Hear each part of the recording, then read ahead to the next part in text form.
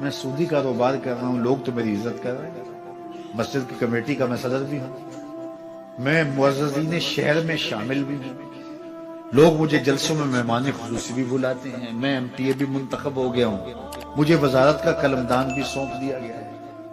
وہ میاں اللہ کی نظر میں ان چیزوں کی اہمیت ہی نہیں ہے، یہ چیزیں ہوتی کیا ہیں؟ وہ یہ نہیں چھینتا، وہ ہدایت چھینتا، وہ روٹی نہیں چھینتا، وہ تو نمرود کو بھی روٹی دیتا تھا۔ اس نے کبھی سورج کو منع نہیں کیا کہ اس کے گھر میں روشنی نہ کر، یہ حامان کا گھر ہے، یہ قارون کا گھر ہے، یہ میرے دشمنوں کا گھر ہے، اس کے گھر میں روشنی نہیں ہونی چاہیے۔ چاند کو کہتا ہے اپنی کرنیں بکھیر، سورج کو کہتا ہے اپنی روشنی بکھیر۔ جس طرح باجزید کے گھر میں روشنی ہوتی ہے، اس مکار کے گھر میں بھی ایسی روشنی ہوتی ہے، فرق نہیں پڑتا۔ تو وہ کرم نوازیاں تو نہیں رکتی، لیکن اللہ جب کسی سے ناراض ہوتا ہے تو اس سے ہدایت کی توفیق سلب کر دیتا ہے، تو اعلان جنگ ہوتا ہے۔ تو پھر وہ ٹکرے بھی مار رہا ہو تو اس کی رسم کی نماز ہوتی ہے، اس کا ماتھا جھک رہا ہوتا ہے، دل نہیں جھک رہا ہوتا، کیونکہ ہدایت سلب کر دیتی ہے۔ جب اندر سے روح ہی نکال لی جائے تو باقی بچتا کیا ہے؟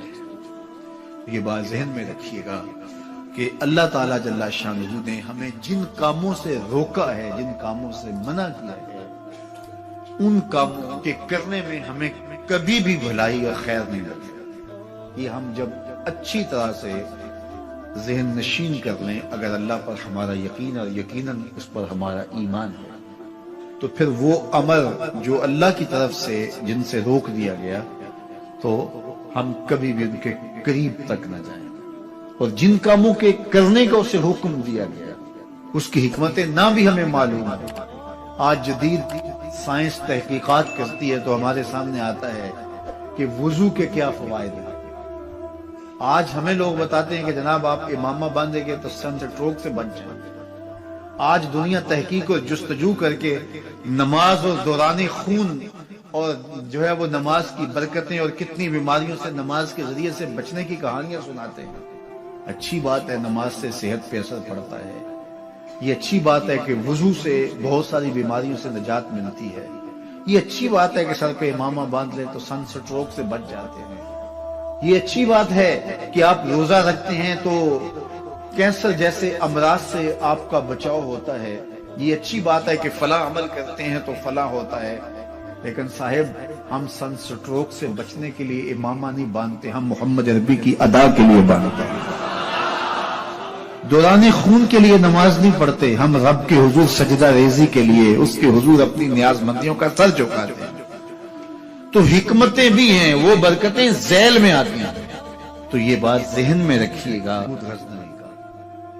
وزیر اس سے حسد کرتے ہوتے تھے کہ اس میں کیا خصوصیت ہے کہ بادشاہ اسی کو اہمیت دیتا ہے۔ ایک دن بادشاہ نے کوئی تربوز کاٹا، کوئی خربوزہ کاٹا یا کوئی اور ایسی چیز تھی، تو جس کو بھی دیا تو وہ کڑوا تھا تو اس نے چوہی چکھا تو پھینک دیا، اور پھر بلایا یاس کو اور اس کو کاٹ کے اس کی پھانک دی تو ایسے لطف سے کھانے لگا کہ جیسے اس سے لذیذ کبھی پھل زندگی میں دیکھا نہ ہو۔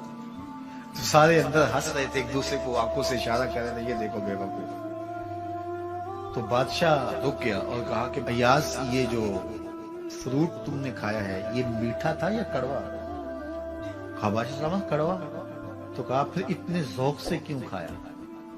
کہا کہ اس ہاتھ سے میں نے میٹھی نعمتیں کھائی، آج کڑوی ملی ہے تو تھوک دوں؟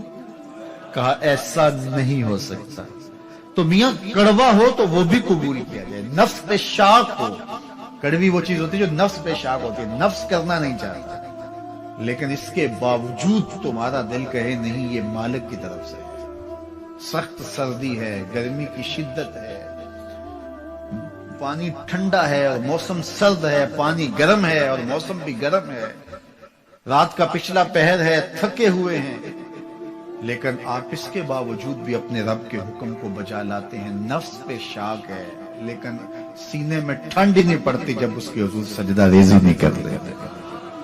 تو اس کے حکموں کو بجا لانا اور اپنے نفس کو پیچھے کر دینا اور اپنی خواہشات کے گلے پہ چھری پھیر دینا اور مالک کی رضا میں اپنے آپ کو گم کر دینا، یہی زندگی ہے اور یہی بندگی ہے۔ تو تو اس لیے مجھے اور آپ کو اس بات پہ غور اور تدبر کرنا چاہیے کہ ہم اس مختصر زندگی کو اللہ کے احکام کی مطابقت میں گزارنے کا عزم کریں، وہ بات چھوٹی سے چھوٹی ہو یا وہ بات بڑی سے بڑی ہو، وہ احکام ہماری زندگی کے اندر نافذ العمل ہو۔ میں پھر وہ بات کہوں گا جو بار بار کہتا ہوں کہ میرے بزرگ ہم سے کہا کرتے تھے، یہ نہ ہو کہ لوگ تمہیں پوچھیں تم کون ہوتے ہو اور تمہیں بتانا پڑے کہ ہم مسلمان ہوتے ہیں۔ فرمایا کرتے تھے صاحب نہ کسی کو پوچھنا پڑے نہ تمہیں بتانا پڑے، تمہاری وضاحت، تمہارا طرز زندگی، تمہارا انداز معاشرت ایسا خوبصورت ہو، تم دور سے آ رہے ہو لوگ پہچان کے کہیں وہ دیکھو محمد عربی کا غلام آ رہا، تم شکل سے پہچانے جاؤ، تم کردار سے پہچانے جاؤ، تم وعدے سے پہچانے جاؤ۔ کتاب کا نام ہے بشر القیل فی لقاء الحبیب۔ حضور علیہ السلام کی ملاقات کے حوالے سے یہ کتاب امام سیوطی علیہ رحمہ کی مصنفہ ہے۔ اس میں ایک واقعہ انہوں نے لکھا کہ ایک شخص قبر میں اترا اور نکیرین آئے اور انہوں نے سوال و جواب کا سلسلہ کیا، من ربوں کا، ما دینوں کا۔ اچھا، اس کی داڑھی میں چند بال سفید تھے جن کو وہ مہندی لگایا کرتا تھا۔ تو جب منکر نے کہا کہ من ربوں کا، تو نکیر نے اس کا ہاتھ پکڑ کے پیچھے کھینچتے ہوئے کہا اس سے سوال پوچھ رہا ہے، تو دیکھ نہیں رہا اس کی داڑھی میں اسلام کا نور چمک رہا ہے، اس کی داڑھی میں اسلام کا اجالا تمہیں دکھائی نہیں دے رہا، تو تمہاری وضع کا تیہ ایسی ہو کہ فرشتے بھی دیکھیں کہ یہ حضور کا غلام آ رہا ہے۔ اللہ کے ذکر سے رخ پھیر لے، اللہ کی یاد سے رخ پھیر لے، اللہ کے دین سے اعراض کرے، تو پھر خدا شناسی، قناعت، توکل اور اعمال خیر تو اس سے چھن ہی جائیں گے، اس کو خود فراموشی کے عذاب میں مبتلا کیا جائے گا۔ اور قرآن مجید نے ایک دوسرے مقام پہ ارشاد فرمایا، وَلَا تَكُونُوا كَالَّذِينَ نَسُوا اللَّهَ فَأَنسَاهُمْ أَنفُسَهُمْ، ان لوگوں کی طرح نہ ہو جانا جنہوں نے رب کو بھلا دیا، وہ بھول گئے، اپنے رب کو بھول گئے، غفلت ایسی طاری ہوئی، سویر سے لے کر شام تک اور شام سے سویر تک دنیا اور دنیا ہی مقصد حیات بن گیا۔ دنیا میں آئے کس لیے تھے، مقصد کیا تھا، بھول گئے۔ میلہ دیکھنے کے لیے آئے تھے، گھر کا راستہ بھول گئے۔ اللہ اکبر۔ تو فرمایا تم ان لوگوں کی طرح نہ ہو جانا۔ پھر اللہ نے انہیں سزا کیا، رزق کے دروازے بند کر دیے، نہیں، ان کی سانسیں چھین لی، نہیں، سورج کو حکم دے دیا اس کے آنگن میں روشنی نہ بھیجنا، نہیں، چاند کو چاندنی بکھیرنے سے روک دیا، نہیں، آب و ہوا روک دی گئی، نہیں۔ انہیں کیا سزا ملی جنہوں نے رب کو بھلا دیا؟ فرمایا فَأَنسَاهُمْ أَنفُسَهُمْ، اللہ نے انہیں ان کی ذاتوں سے انہیں بے خبر کر دیا۔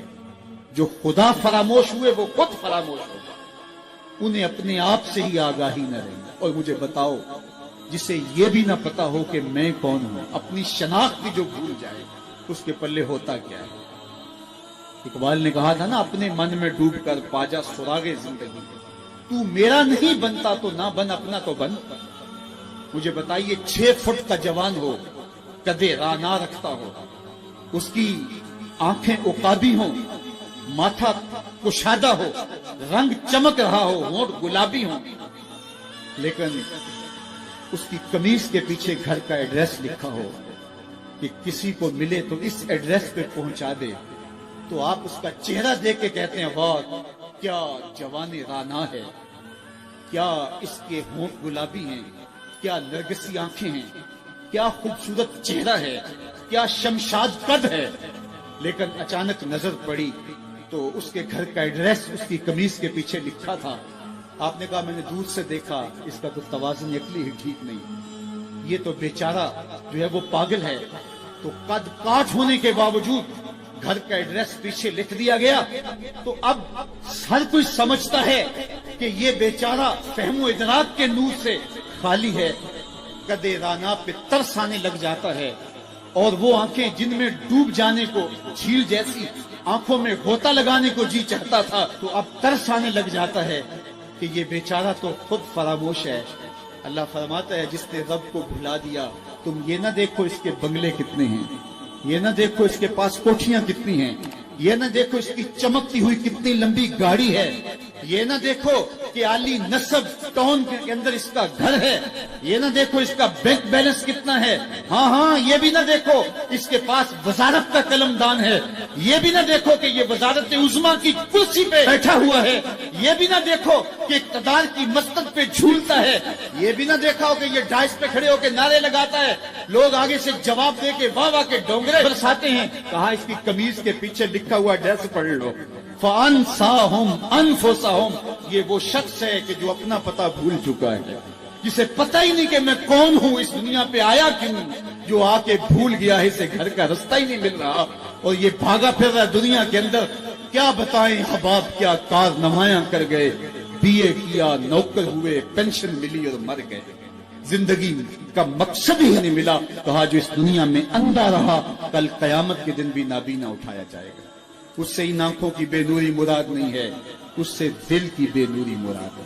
اسی لیے اقبال نے کہا تھا دل بینا بھی کر طلب خدا سے، کہ آنکھ کا نور دل کا نور نہیں ہے، آنکھ کا نور اور ہے، دل کا نور اور ہے۔